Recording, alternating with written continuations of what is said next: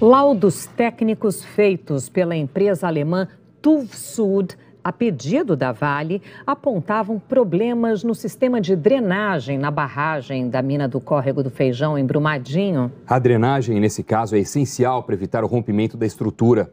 O Jornal Hoje ouviu a opinião de especialistas que analisaram os laudos.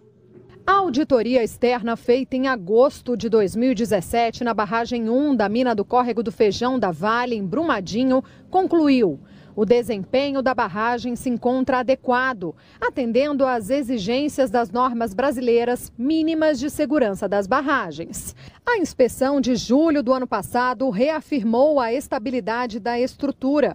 Segundo o relatório, a estrutura se encontra em condições adequadas de segurança, tanto do ponto de vista de dimensionamento das estruturas hidráulicas, quanto da estabilidade física do maciço, que é como os técnicos chamam barragem. Para os especialistas ouvidos pelo Jornal Hoje, apesar dos engenheiros da empresa alemã TÜV Süd terem atestado a estabilidade, também levantaram alertas que envolvem principalmente um ponto: o sistema de drenagem. Esse professor do Instituto de Geociências da USP disse que a metodologia seguida pela empresa alemã nas duas vistorias é uma das mais usadas no mundo. As análises indicam, pela própria conclusão dele, que, seguindo essa metodologia, a barragem tinha condição de segurança, que ele eleva o fator de segurança de 1,09, ele considera, e o método considera acima de 1, como segura. Segundo o professor, os técnicos apontaram a necessidade de reparos nos tubos de drenagem para evitar um possível entupimento com minério de ferro. O que é essa drenagem interna? São drenos que vão tirar a água de dentro do maciço. E é aquela água que satura o material, a água que é interna. E é justamente um dos fatores que podem levar à liquefação do material. O material está saturado. Então, se nesse prazo, nesse tempo de três meses, praticamente, entre o relatório até o rompimento, ocorreu problema na drenagem e acumulou água dentro do maciço, como ele aponta aí alguns problemas de drenagem interna, nível suspenso, etc.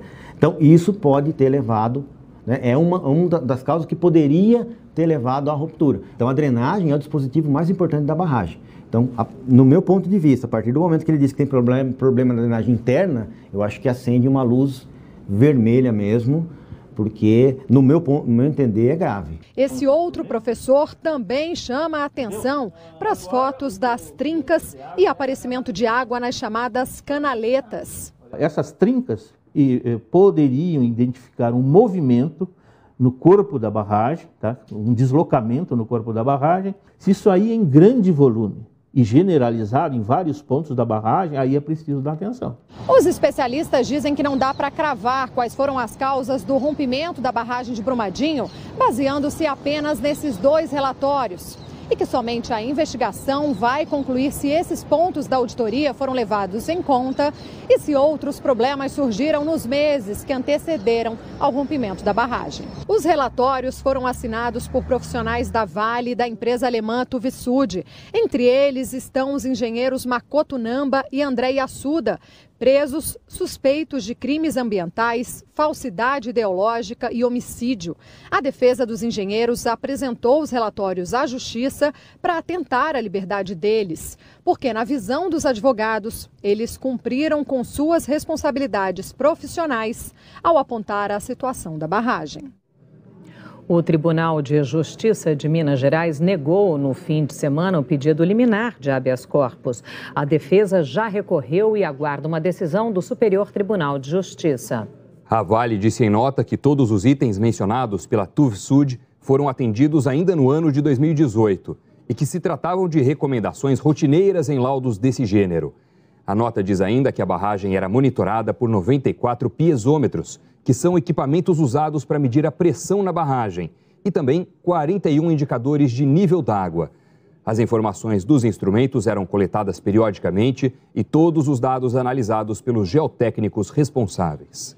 Fiscais da Agência Nacional de Mineração estão fazendo uma vistoria hoje em 3 barragens com alteamento a montante em Ouro Preto, Minas Gerais.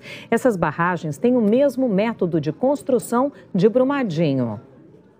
Hoje, fiscais da Agência Nacional de Mineração estão fazendo uma vistoria em 3 barragens de alto dano potencial, associado no complexo Mina de Fábrica da Vale, em Ouro Preto. Esse tipo de ação em barragens com alteamento a montante começou no sábado. O monitoramento acontecerá em todo o Brasil. As mineradoras responsáveis por 88 barragens a montante vão receber um ofício que altera as regras para divulgação dos resultados das inspeções nas estruturas.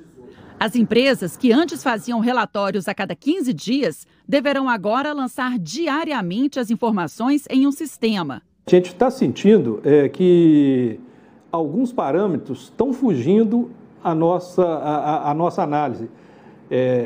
Para barragens com alteamento montante, construídas na década de 70, que para uma realidade, e os fatos têm mostrado que alguma coisa está ocorrendo que nós não estamos medindo. Depois da tragédia em Brumadinho, uma força-tarefa foi montada no setor de fiscalização da Agência Nacional de Mineração, com o reforço da equipe.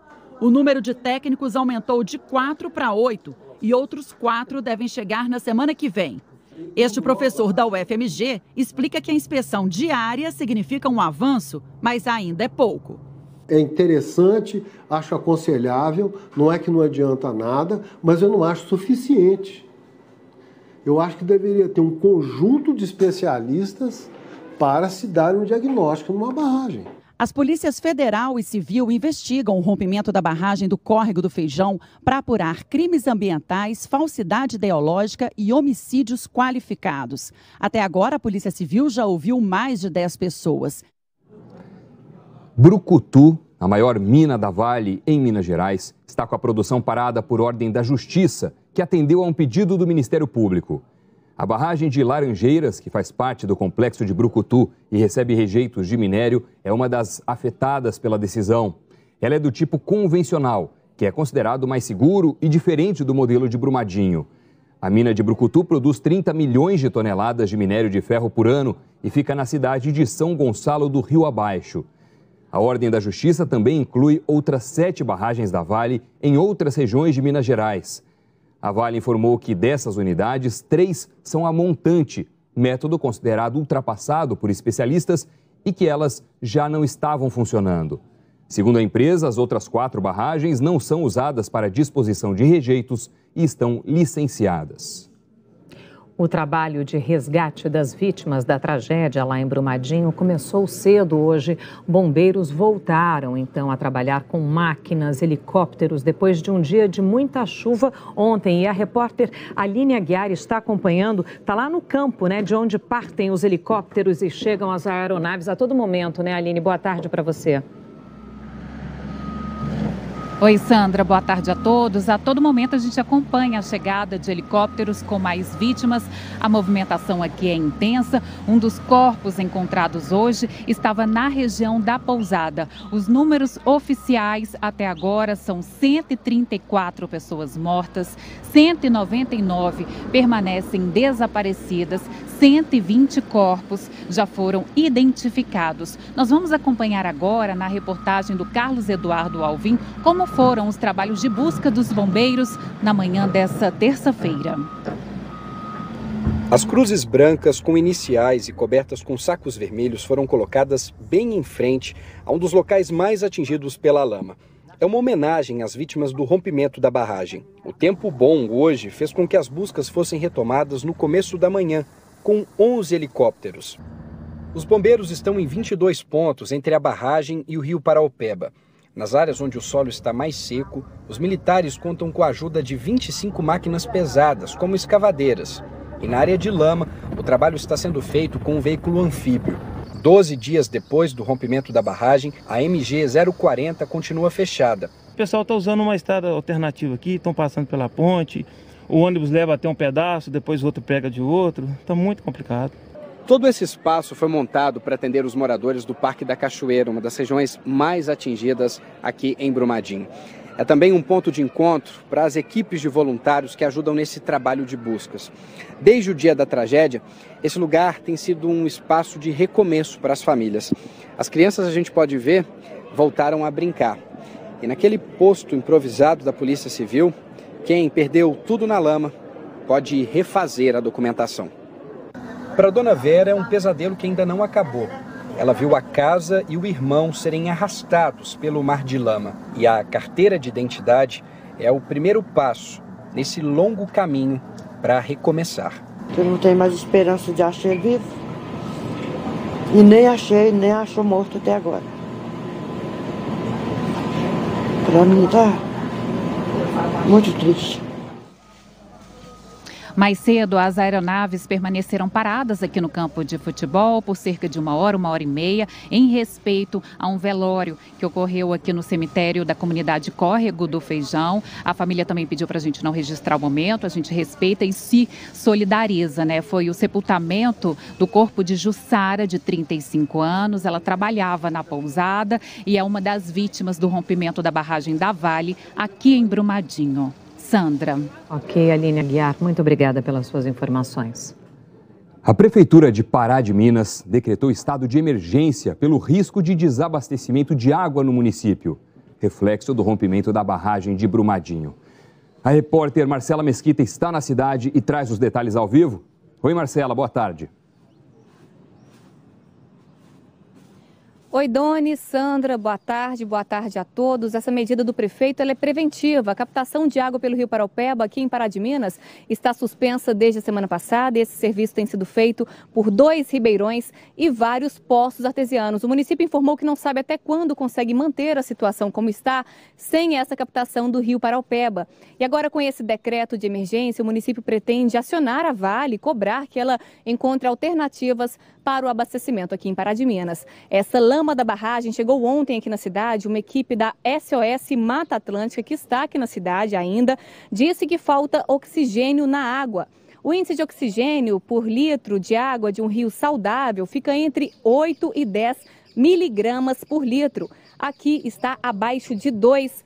A turbidez está 6 vezes maior do que o normal também, de acordo com esse levantamento, né? Esse levantamento, de acordo com o limite da legislação ambiental. Os ambientalistas também encontraram uma espuma parada nessas barreiras que estão sendo construídas pela Vale. Isso também já é indício de um rejeito aqui na cidade. Essas barreiras estão sendo construídas para evitar que os rejeitos sólidos sigam o leito do rio e vão até a hidrelétrica Retiro Baixo, que fica 127 quilômetros daqui. Doni? Obrigado, Marcela. No serviço militar, faz parte das funções lavar a farda no final do dia. Mas na missão em Brumadinho, os bombeiros ganharam uma ajuda fundamental de voluntários.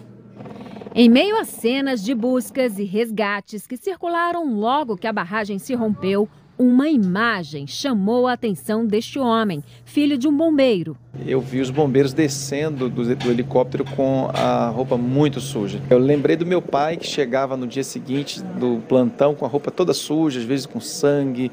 E eu perguntei para ele como eles usariam essa roupa no dia seguinte. E ele então disse que usariam daquela mesma forma com o jato de água que eles tomavam no final do dia. Foi assim que ele reuniu um grupo de voluntários para montar uma lavanderia nos fundos de uma igreja em Brumadinho.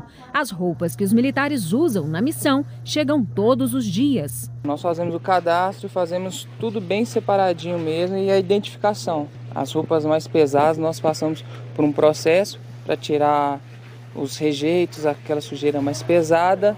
É para lá que vão as roupas de neoprene e as botas. Nos tanquinhos, as fardas recebem a primeira lavagem.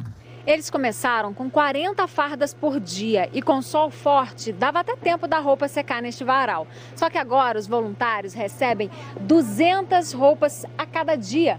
Por isso eles precisaram de mais máquinas e de secadoras. E ainda precisam se revezar em 3 turnos para dar conta do serviço. Para a farda que rasgou, tem reforço na costura. Só então elas são embaladas.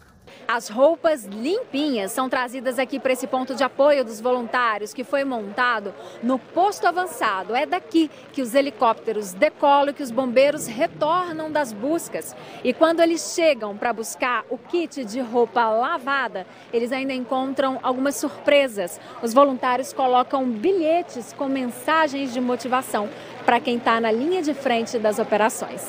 Que o Senhor Jesus abençoe sua vida ricamente e que você continue sendo um instrumento nas mãos do Pai. Eu fiquei muito feliz e ter uma roupa limpinha assim é muito bacana, né? Isso é muito bom. Um cuidado que renova as energias dos bombeiros para o trabalho. Muda o dia, é muito gratificante a gente saber que tem pessoas aqui, né, que quando chega tem um sorriso, tem um amor ao próximo, só nos fortalece naquele trabalho ali que não está fácil. O soldado Lucas veio do interior para ajudar nas buscas. A gente também tem família, né? Deixou as famílias nas nossas cidades. Eu, particularmente, tenho filho, esposa. Então a gente acaba, né, alimentando esse lado sentimental. O gesto de carinho é a certeza de que eles não estão sozinhos. Isso realmente nos emociona, nos motiva a continuar trabalhando da melhor maneira possível. Existe muita gente que gostaria de estar com eles, ao lado deles, e nós temos a oportunidade de verbalizar isso em nome dos brasileiros que estão gratos a todos os bombeiros por tudo aquilo que eles estão fazendo por nós.